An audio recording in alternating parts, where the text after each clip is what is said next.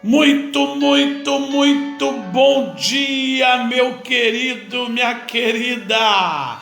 Que a bênção do Senhor seja sobre a tua vida e que Deus te abençoe poderosamente. Atravessamos mais uma semana, podemos dizer. Estamos chegando mais um finalzinho de semana. Rompemos várias dificuldades, derrubamos gigantes, barreiras, vencemos mais uma semana. Esse mal que nós fomos acometidos, tenha certeza, vai passar. Tudo vai ficar bem. Creia nisso. Meu querido, hoje eu quero compartilhar, quero tratar com você sobre batalhas da mente. Você tem batalhas na sua mente? Você tem guerras na sua mente? Tem coisas que entram na sua mente sem você querer? Tem coisas que você não sabe nem por que está na tua mente e como entrou na sua mente? Pois bem, quero te ajudar nesses dias a entender você mesmo. Hoje eu quero tratar com você sobre o poder da mente. Mas eu quero ir mais além. Eu quero falar das batalhas da mente. Eu quero me aprofundar mais um pouco. Eu quero falar das coisas estranhas, das coisas desagradáveis que acontecem dentro da minha vida, da sua vida e da nossa mente. Mas a minha maior intenção nesse momento que você me permite entrar na sua vida, no seu coração e na sua alma, não é só lhe ajudar a entender a si mesmo, mas o meu maior desejo é desmascarar quem quer ferir a sua vida, quem quer ferir a sua alma, quem quer lhe pôr para baixo, quem quer que você tenha uma baixa estima. O nosso adversário número 1, o nosso inimigo número 1, o diabo. Entendemos que nós precisamos compreender quem somos. Se nós entendermos quem somos nós mesmos, nós vamos vencer muitas outras batalhas daqui para frente. Então, meu querido, minha querida, nós precisamos, em primeiro lugar, nos entender. Nos entender como, pastor? Nos entendermos como fomos formados. Nos entendermos como pessoa.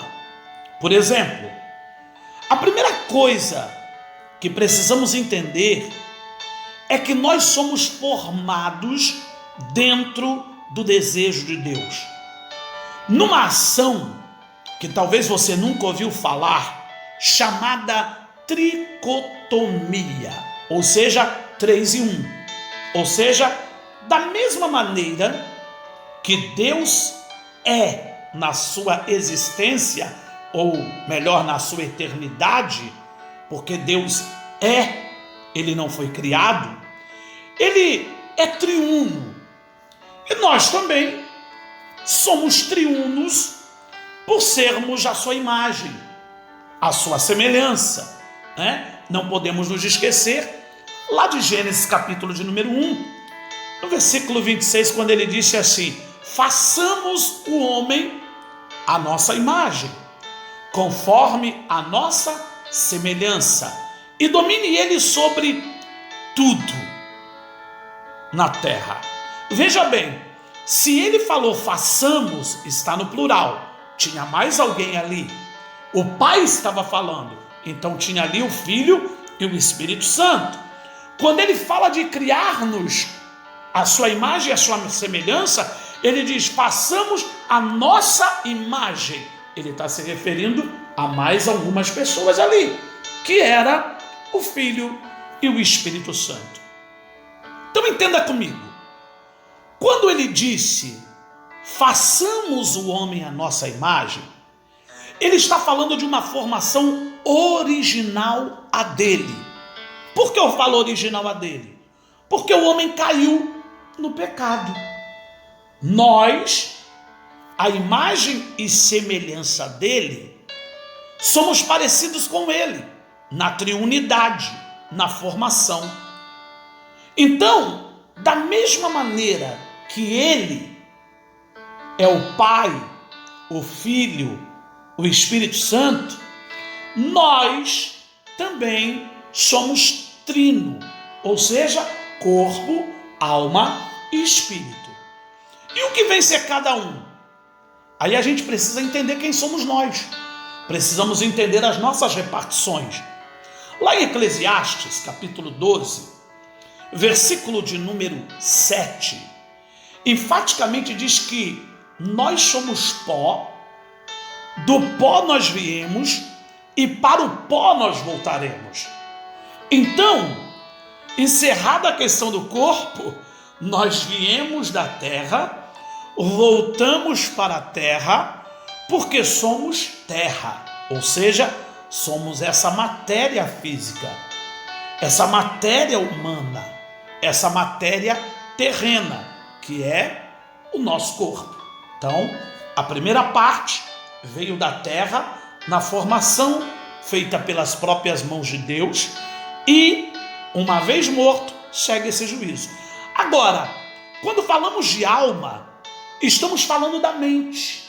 Mente e alma devem ser interpretadas como a mesma coisa, porque a mente é a alma e a alma é a mente, ok?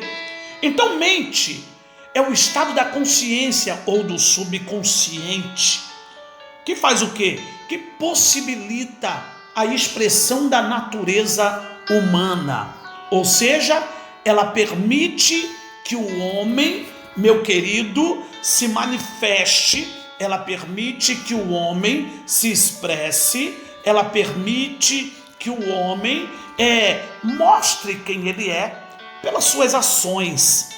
Ou seja, a mente são as nossas funções de raciocínio, são as nossas funções cerebrais, humanas, que faz nos relacionarmos um com o outro, que faz nos comportarmos de maneira assim ou assada, que age, que nos faz pensar, que nos faz falar, que nos faz entender verdades e por aí vai. A mente, além disso, tá? Com mais profundidade, a mente, meu querido, ela é o depósito das nossas histórias. Sejam essas histórias boas ou ruins, todos os nossos traumas, todas as nossas histórias, elas estão presas na nossa alma. Algumas conscientes, algumas estão presas no subconsciente, que nós nem sequer lembramos delas, mas que são liberadas em alguns momentos, quando Deus trata conosco através da cura interior. Então, a mente é a parte incorpórea, inteligente, sensível do ser humano. É uma parte de essência divina, tá? E ela, para estar em sintonia com Deus, ela tem que andar junto com o Espírito. Por que junto com o Espírito? Porque a alma é o pensante, a alma é o entendimento, a alma é o desenvolvimento, a alma é o intelecto de cada humano. E por ela ser essa nossa inteligência, ela flui, ela pensa, ela age, ela se manifesta e por aí vai. Só que Jesus, ele abre um parênteses em sua passagem para nos dizer qual é o estado das almas do homem nesse exato momento. Porque, como falamos, houve uma queda. Então, o original se perdeu. E nós ficamos como defeituosos na nossa natureza real. E aí Jesus diz lá no capítulo de número 11, 28 ao 30 de Mateus o seguinte: vinde a mim, todos vós. Ele estava fazendo um convite a todos, sem acepção. Todos vós que estáis cansados, sobrecarregados, eu vos aliviarei. Tomai sobre vós o meu jugo e aprendei de mim que eu sou manso e humilde de coração, e acharei descanso para as vossas almas. Veja o que Jesus está dizendo. Primeiro ele está convidando a todos, porque todos estão defeituosos. Não defeito de fábrica, defeito de uma queda. E aí ele diz que todas essas almas, que somos nós, veja que ele não está dando uma atenção literal ao corpo, mas à alma. Porque o corpo perece, a alma permanece. Então ele diz que a alma está cansada, a alma está sobrecarregada, e ele quer aliviar a alma, ele quer tirar o jugo da alma, ele quer tirar o peso da alma e ensinar a alma a ser mansa, humilde e descansar nele. Então, analisemos juntos. Se somos feitos à imagem e semelhança de Deus, ou seja, era o sentido, era o objetivo de Deus que nós fôssemos originalmente iguais a Ele. E agora, o próprio Deus diz que a nossa alma precisa de descanso, de libertação, de cura. É sinal que no percurso da criação até a nossa vida aconteceu um trauma. Quantos traumas você tem? Aconteceu uma queda. Quantas quedas você já teve? Aconteceu um deslize. Quantos deslizes você teve? Tudo isso criou uma marca, uma dor, uma ferida na alma. Mas Jesus nesta manhã está entrando para restaurar a sua alma, para te dar paz interior, para te dar descanso interior. Por isso a alma ficou doente, por causa dos traumas, por causa das feridas, por causa das dores emocionais e por aí vai. Agora, onde foi isso? Onde aconteceu isso? Na nossa queda, no pecado. Não foi nós que começamos, nós herdamos dos nossos primeiros pais, que foi Adão e Eva. Então a nossa alma era original, parecida com a de Deus no sentido de ser pura. Isso, abre parênteses e fecha, falando dos nossos pais antepassados, ou seja, Adão e Eva.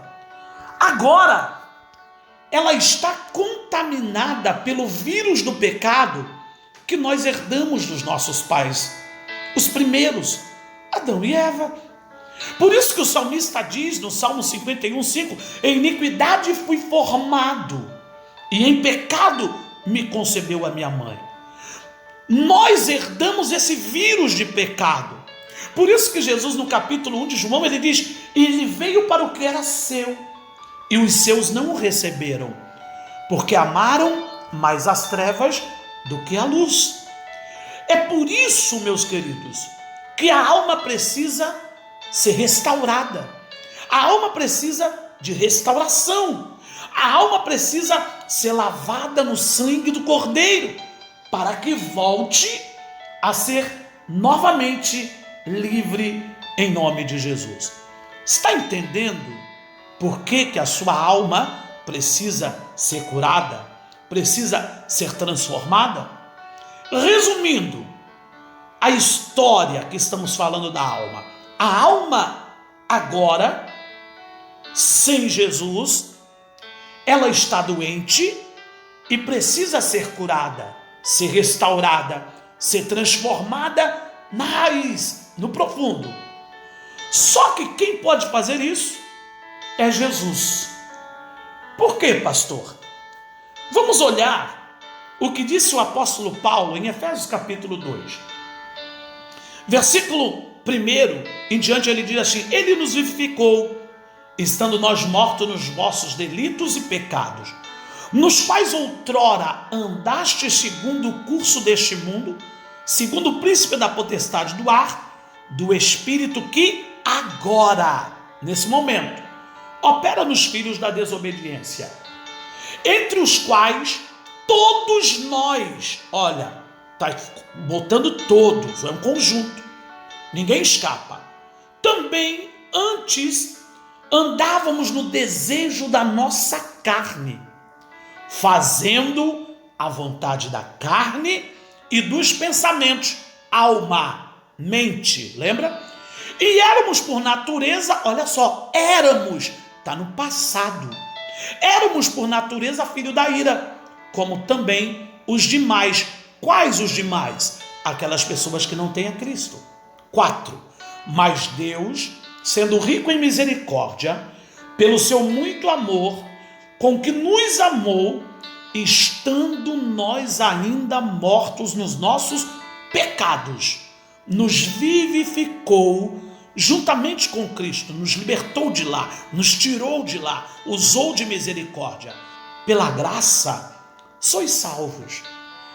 E nos ressuscitou juntamente com Ele. E com Ele quem? Com Jesus. Nos fez sentar nas regiões celestes em Cristo. Eu, no meu corpo, estou aqui embaixo. Mas eu, com a minha alma e meu espírito, estou assentado nos lugares celestiais em Cristo. E ele diz no final desse capítulo: em cima de todo principado e potestade, e me deu e te deu e nos deu domínio sobre todas as obras das suas mãos. O diabo é obra da mão de Deus, Deus te deu poder sobre ele. Os demônios são obras da mão de Deus, Deus te deu poder sobre ele. A opressão é obra da mão de Deus? Não.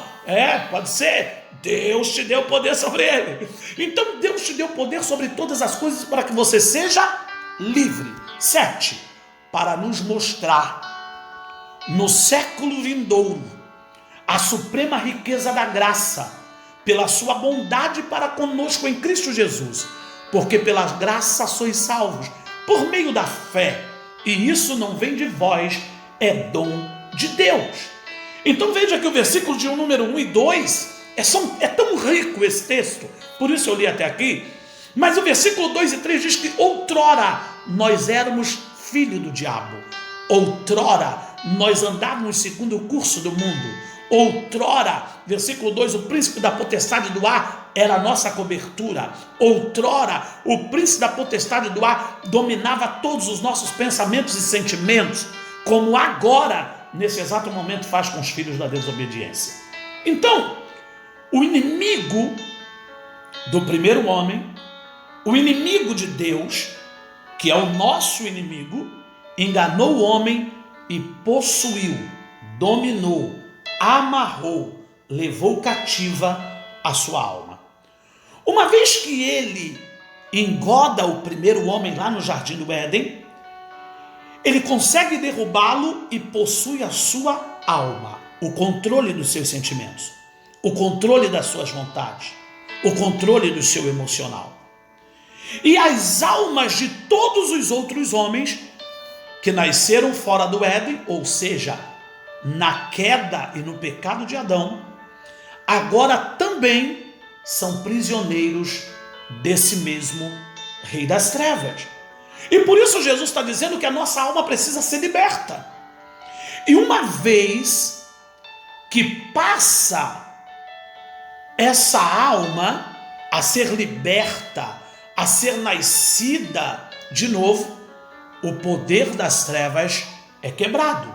Então entenda, nascemos fora do Éden, temos uma alma cheia de trevas, cheia de sentimentos ruins, mas Jesus veio para nos libertar. Se o Filho vos libertar, verdadeiramente sereis livres. Podemos dizer que nascemos fora do Éden, e se nascemos fora do Éden, nascemos sem a cobertura de Deus, porque a cobertura de Deus estava no Éden. Por que nascemos sem cobertura? Porque o pai de todos os homens estava fora do Éden, saiu debaixo da cobertura do pai e entrou debaixo da cobertura do seu inimigo. Por isso, a alma sem Deus é uma alma perturbada. Por isso, a alma sem Deus é uma alma oprimida.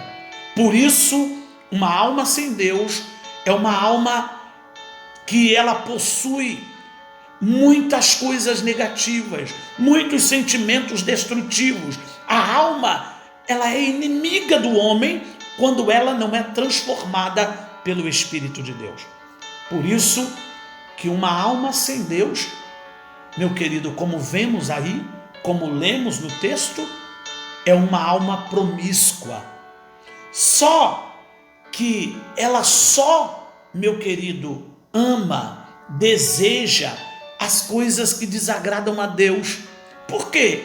Porque uma alma sem Deus é uma alma rebelde. Uma alma sem Deus é uma alma influenciada pelas trevas. Uma alma sem Deus não aceita a palavra da verdade. Uma alma que não aceita o comando de Deus não pode estar debaixo da cobertura de Deus. Então, entendemos que somos corpo, alma e espírito. E o espírito, meu querido, quem é? Como age? Como opera? Não estou falando do Espírito Santo, estou falando do seu espírito. Falamos do corpo, falamos da alma, agora o espírito. O espírito, meu querido, assim como a alma são os nossos depósitos de emoções, de histórias, de traumas, assim como o corpo é meramente a habitação da alma e do espírito, volta para o pó e segue seu destino, o espírito também é de essência divina, é de essência eterna. A alma não morre, por isso Jesus quer trazer paz a ela. O espírito não morre, por isso Jesus quer trazer paz a ambos. Porque a ordem correta não é a alma dirigir o espírito. A alma correta é o espírito dirigir a carne e a alma. E aí ele toma a supremacia. O espírito, meu querido, o espírito, minha querida, é o elo de conexão com o Pai. Entenda isso. O seu espírito, ele foi feito para estar em harmonia, em comunicação, em intimidade com o Pai. Se você já é um cristão, você vai se lembrar que no capítulo 1 e 2 de Jó, você vê o diabo querendo tentar a Jó. E Deus, meu querido, permite. Agora é necessário você saber que Deus a ninguém tenta, Ele prova. Então, Deus permitiu que Jó fosse provado, tentado pelo diabo. Então, Deus ali naquele momento sabia quem era Jó. Sabia qual era a mente de Jó. Então Deus permite Jó, na visão dele, de Deus, ser provado. Na visão do diabo, ser tentado. Deus disse, mexe em tudo dele. Vocês lembram disso? Toque em tudo dele, mas não toque na sua alma. Porque o diabo poderia mexer em tudo de Jó, menos na alma de Jó. Porque Jó estava debaixo de cobertura. Jó tinha um dono. Só que muito mais do que isso, meu querido. No Velho Testamento, muitas das vezes, alma e espírito estão interligados por uma única palavra. Às vezes você vai achar escrito só alma, às vezes você vai achar escrito só espírito. Às vezes você vai ver escrito isso. Às vezes, meu querido, um ou outro. Por quê? Porque lá no Velho Testamento não tinha ainda a noção dessa separação de corpo, de alma e de espírito. Uma coisa que deve ficar bem clara para você nessa manhã: demônio nenhum possui o espírito do homem. Vou repetir: demônio nenhum possui o espírito do homem. O demônio possui a mente, a alma, tá? O demônio possui o intelecto, as vontades, os pensamentos, menos o espírito do homem. Por isso que quando uma pessoa sai da libertação, ela olha para todo mundo e pergunta: onde eu estou? O que aconteceu? O que está vendo? Porque ela não lembra. O demônio tomou o seu intelecto, o seu pensamento. Então entenda, o espírito, ele foi criado intencionalmente por Deus para gerar a comunhão, a intimidade da sua criatura com seu Criador.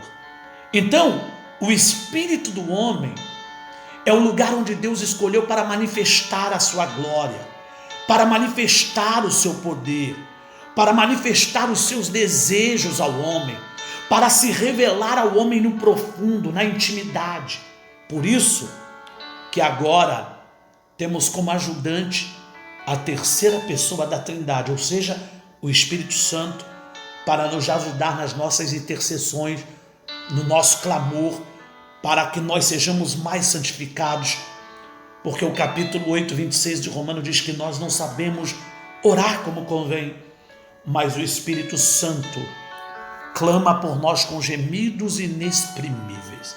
Então, meu querido, minha querida, já aprendemos que cada um, ao mesmo tempo, são separados e eles são também triunos como Deus, ou seja, somos espírito, alma e corpo. Cada um tem a sua função, cada um age de forma diferenciada, mas eles também são triuno. Ao mesmo tempo que são separados, ao mesmo tempo estão juntos, como Deus, o Pai e o Filho e o Espírito Santo. Mas a queda quebrou a comunhão e passamos, então, a termos uma alma doente. Por isso, a sua alma precisa de cura urgente, como disse Jesus. A sua alma precisa de restauração urgente, como disse Jesus. Então, meu querido, acredite, tudo vai ficar bem. Acredite, tudo vai ficar bem também na sua alma a partir dessa palavra.